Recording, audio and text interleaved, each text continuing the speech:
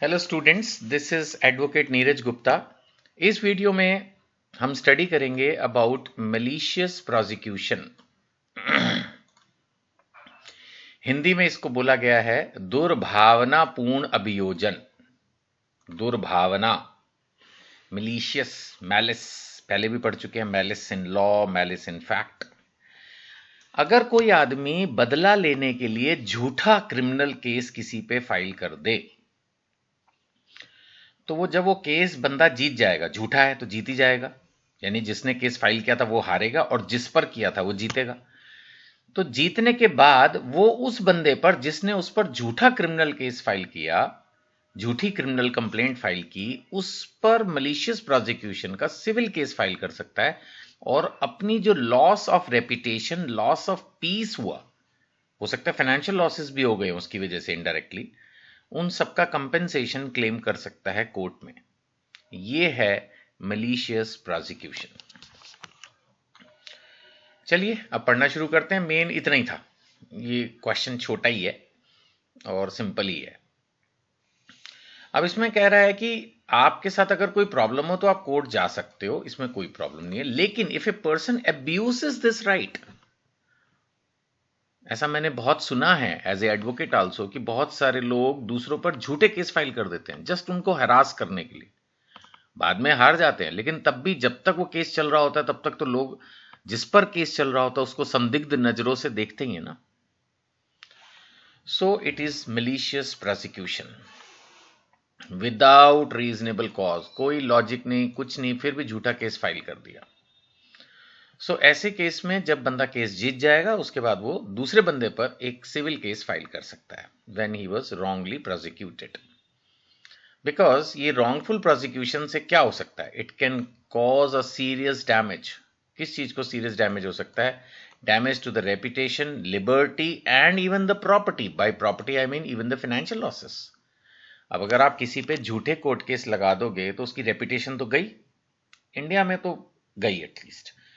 अगर किसी पे क्रिमिनल केस फाइल हो जाए तो उसका जीना इतना आसान नहीं रह जाएगा, उसके बाद आज़ादी गई, कहीं जाएगा, लोग टॉन्ट मारेंगे या कुछ ना कुछ बोलेंगे और फाइनेंशियल लॉसेस, लोग उससे फाइनेंशियल डीलिंग्स बंद कर देंगे, तो प्रॉब्लम तो होगी। तो हर तरह से उसको नुकसान हो सकता है अगर मलिशियस प्रोसिक्यूशन हो। अब सैलमन ने क्या बोला, डेफिनेशन दे दी। सैलमन की डेफिनेशन क्या कहा?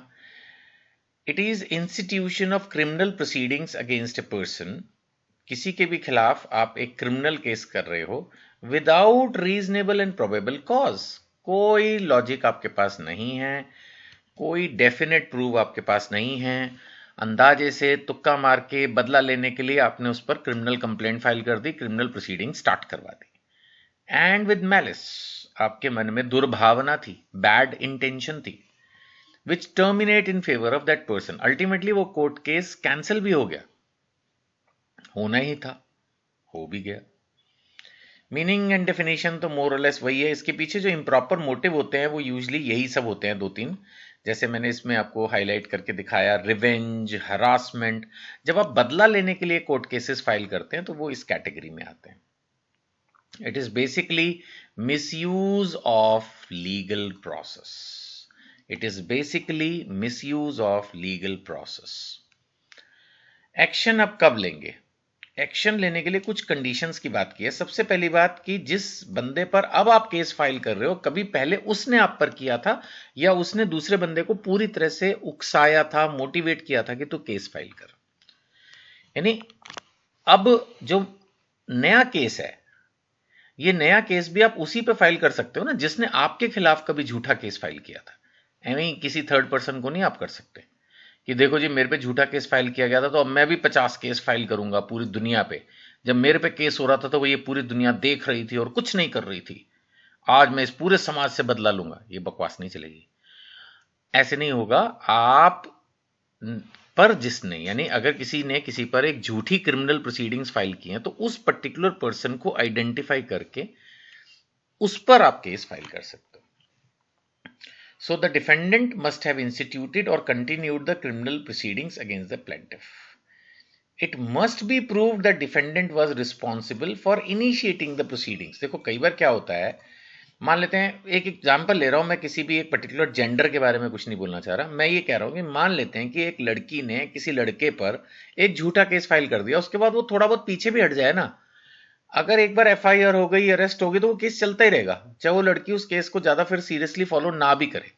तो इनिशिएटिंग द प्रोसीडिंग्स बड़ी इंपॉर्टेंट होती है इसमें। It must be proved that the defendant was responsible for initiating the proceeding. एक बार शुरू हो जाती है क्रिमिनल प्रोसीडिंग्स तो फिर वो सरकार के हाथ में चली जाती है। फिर वो ऐसा नहीं होता कि क्रिमिनल केस आपने फाइल कर दिया तो उठा के बैठ के कॉम्प्रोमाइज कर लो, विदड्रॉ कर लो, इतना आसान नहीं रहता फिर वो। तो ये प्रिंसिपल जो है डिसाइड किया गया था मार्टिन वर्सेस वॉटसन, ये केस लॉ है, अगर याद रख सकते हैं बहुत अच्छा है। दूसरा, वो जो केस था वो अल्टीमेटली सेटल हो गया, खत्म हो गया, एंड द केस वाज, जो वो झूठा केस था उसकी बात कर रहा हूं, वो जो झूठा केस था वो टर्मिनेट हो गया इन फेवर ऑफ प्लेंटिफ। ठीक है, ये भी अच्छा है। अब इसमें एक्विटल बाय द कोर्ट हो सकता है, कोर्ट ने उसको छोड़ दिया कि हाँ जी आपके तो कोई अपराध नहीं है, आप जा सकते हो।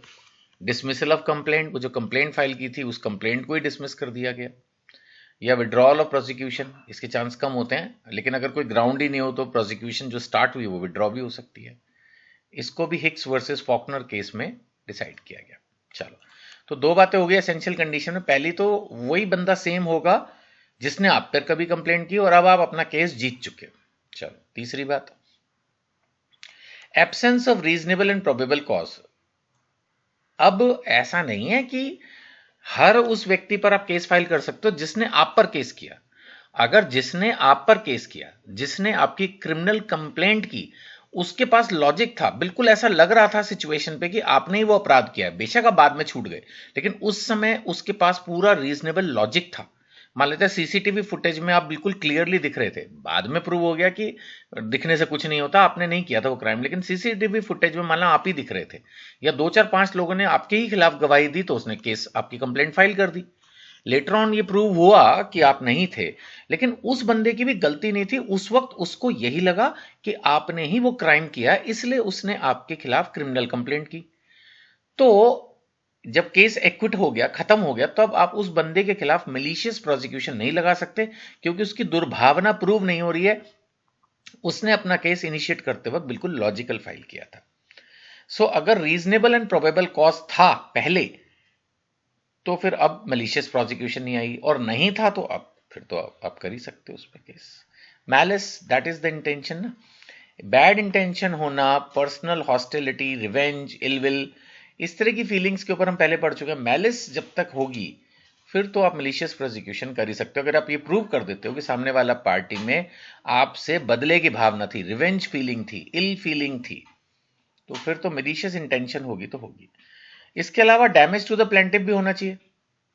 अगले बंदे ने आपके खिलाफ क्रिमिनल कंप्लेंट फाइल की, लेकिन मान लेते हैं ऐसा आपका बिल्कुल बिल्कुल भी कुछ हुआ ही नहीं, सपोज वो कंप्लेंट फाइल हुई और बस वो डिसमिस हो गई।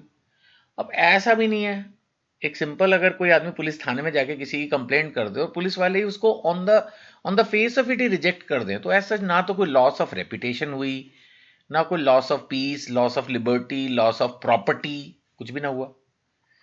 सो इसमें फिर कुछ नहीं होगा। लेकिन अगर प्रूव हो जाएगा तो डैमेज टू द रेपुटेशन के बेस पर कंपेंसेशन दिया जाएगा। यहां पर डैमेज कंपेंसेशन के एंगल से डिस्कस हो रहा है। डैमेज जो उसके लॉस ऑफ लिबर्टी हुआ, लॉस ऑफ प्रॉपर्टी हुआ, उन सब पर होगा। तो वही मैंने कहा, लेकिन इसमें यह चीज भी है कि कुछ ना कुछ उसको दिक्कत भी आई हो, अगर दिक्कत नहीं आएगी तो कंपेंसेशन नहीं मिलेगा, और दिक्कत आई है तो कंपेंसेशन मिलेगा। फिर अब कितनी दिक्कत आई, कैसे दिक्कत आई, उसको फाइनेंशियल लॉसेस हुए, रेपुटेशन का लॉस हुआ, पीस, लिबर्टी क्या डिस्टर्ब हुआ, उसके हिसाब से कंपेंसेशन मिलेगा। इंपॉर्टेंट तो है ही, इंपॉर्टेंट है, वेरी इंपॉर्टेंट है। It helps in protecting individuals from abuse of judicial system. देखो पैसे वाले लोग अगर ऐसे कोई भी किसी की भी कंप्लेंट फाइल कर दे और उस पर कुछ हो ही ना, तो फिर तो ऐसे तो कोई भी किसी के खिलाफ एक्शन लेते ही रहेगा बैठे बैठे, और उससे कोर्ट्स पर भी अननेसेसरी प्रेशर होगा, पुलिस सिस्टम पर भी अननेसेसरी प्रेशर बनेगा। तो it discourages people from filing false criminal cases, ये तो है। लेकिन ये भी है कि अब मान लेते हैं कि किसी बंदे ने जेन्युइन कंप्लेंट फाइल की और बाद में वो छूट गया, क्योंकि कई बार ऐसा हो जाता है, क्रिमिनल्स भी छूट जाते हैं क्योंकि प्रॉपर एविडेंस नहीं होते। अब ऐसे में वो ये प्रूव कर सकता है कि भाई इल भावना से इसने किया, ये वो फालतू में उसको और फंसा दे बेचारे गरीब को, जिसने जेन्युइन कंप्लेंट की थी। आप डिटेल में डिस्कस करना चाहें तो ऐसा नहीं है, जो पॉइंट मैंने आपको बताया लिख के नहीं दिया है, लेकिन पॉइंट तो ये भी रेलिवेंट है। खैर एनीवे, अब आप समझ ही चुके हैं what is malicious prosecution. Exam में आए तो आराम से आप लिख दो, कोई भी डाउट हो, यूट्यूब पर पढ़ रहे हो वहां पर क्वेश्चन लिख दो, आंसर दे दूंगा। व्हाट्सएप कर दीजिए, कोई भी डाउट है उसका भी आंसर मिल जाएगा। बुक खरीदनी हो, फेस टू फेस क्लासेस में रजिस्टर करना हो तो भी कांटेक्ट कर सकते हैं। और मेन है, मेरा चैनल जरूर सब्सक्राइब कर लीजिए, एनजीपीए लॉ कॉलेज नाम से व्हाट्सएप चैनल है, उस पर वेरी फ्रिक्वेंटली अपडेट्स डालता हूँ, practical tips and university announcements. Thank you.